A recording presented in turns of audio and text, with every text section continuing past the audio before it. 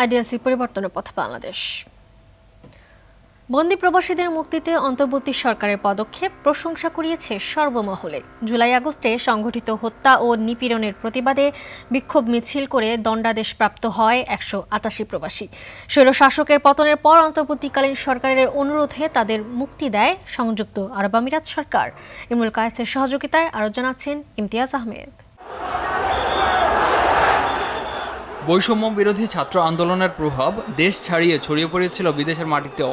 ফলে সে সময় সংযুক্ত আরব আমিরাতের প্রবাসীরা দেশের মাটিতে সংঘটিত হত্যা ও নিপীড়নের প্রতিবাদে বিক্ষোভ মিছিল করে। বিদেশের মাটিতে বিক্ষোভ মিছিল করে বন্দী হয় ১২৮ জন প্রবাসী বাংলাদেশি। ঘটনায় বন্দীদের বিভিন্ন মেয়াদে কারাদণ্ডাদেশ দেয় সংযুক্ত আরব আমিরাতের একটি আদালত।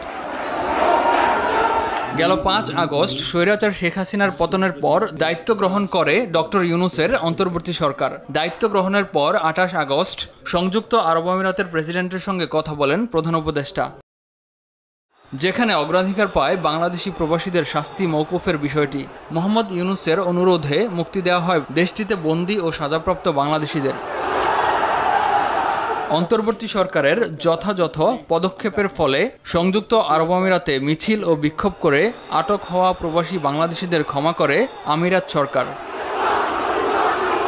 দেশপ্রেমে বলিয়ান প্রবাসীদের জন্য অন্তর্বর্তী সরকারের এই পদক্ষেপ রীতিমতো প্রশংসা কুড়িয়েছে সর্বমহলে। ইমতিয়াজ আহমেদ, RTV।